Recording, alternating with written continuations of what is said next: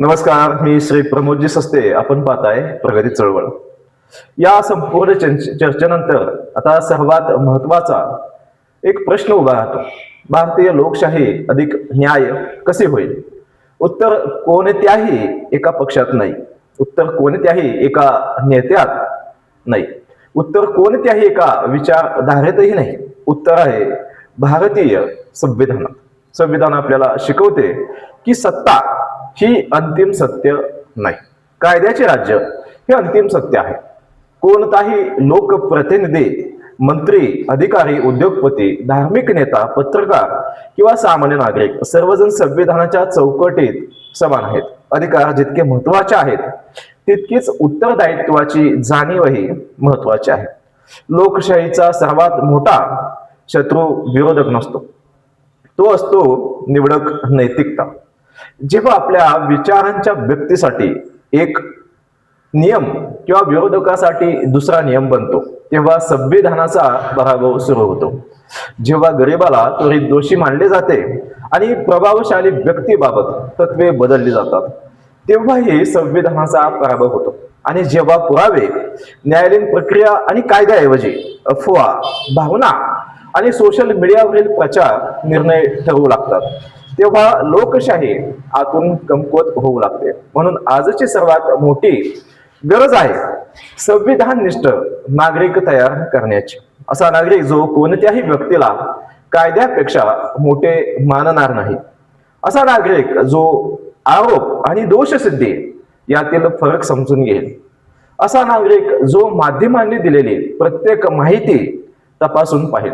असा नागरिक जो आपल्या आवडत्या नेत्यालाही प्रश्न विचारण्याचे धैर्य ठेवेल. कारण लोकशाहीत प्रश्न विचारणे हा गुन्हा नसतो. प्रश्न विचारणे म्हणजेच लोकशाही जिवंत असल्याचे लक्षण असते.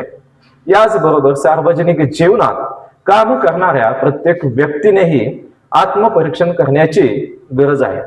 लोकांचा विश्वास हा निवडणूक जिंकून कायमस्वरूपी मिळत नाही.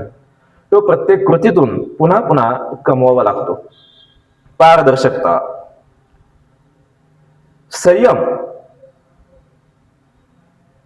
उत्तरदायित्व आणि नैतिक आचरण ही सार्वजनिक जीवनातील खरी भांडवल आहेत. इतिहास साक्ष आहे. साम्राज्ये कोसळली, सरकारे बदलली, पक्ष बदलले, नेते बदलले, पण न्याय, समानता आणि मानवी प्रतिष्ठा ही मूल्ये टिकून राहिली. म्हणूनच संविधानाची निष्ठा ही कोणत्याही व्यक्तीपेक्षा मोठी असली पाहिजे.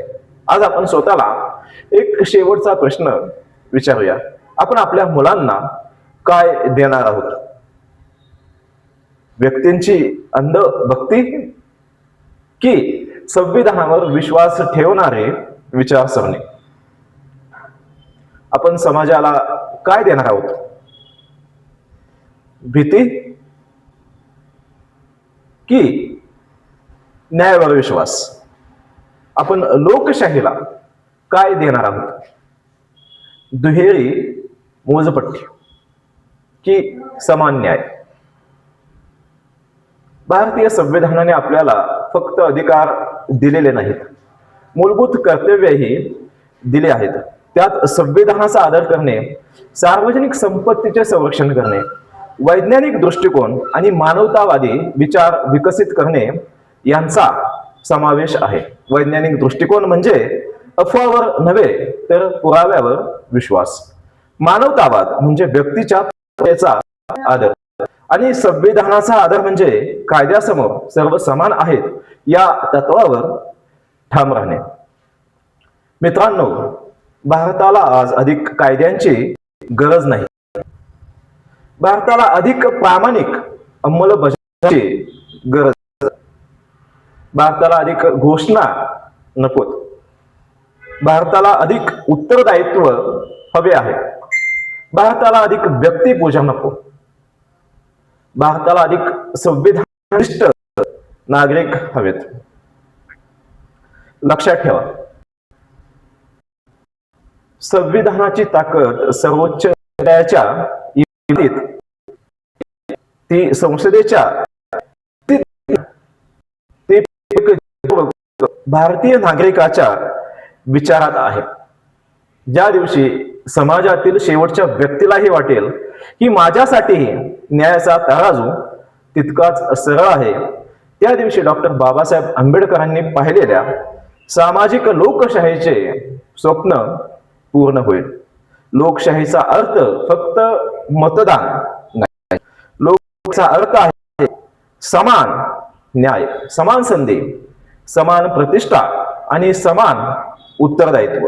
आणि म्हणूनच आपण कोणत्याही व्यक्तीच्या नव्हे, कोणत्याही पक्षाच्या नव्हे, तर भारतीय संविधानाच्या बाजूने उभे राहूया. कारण व्यक्ती बदलतात, सरकारे बदलतात, सत्ता बदलते, परंतु संविधानाचे मूल्ये अमर राहतात. हीच भारताची खरी ओळख आहे, हीच लोकशाहीची ताकद आहे. आणि हाच प्रगती चळवळचा संविधाननिष्ठ, परिवर्तनवादी आणि लोककेंद्रित विचार आहे. जय हिंद, जय संविधान.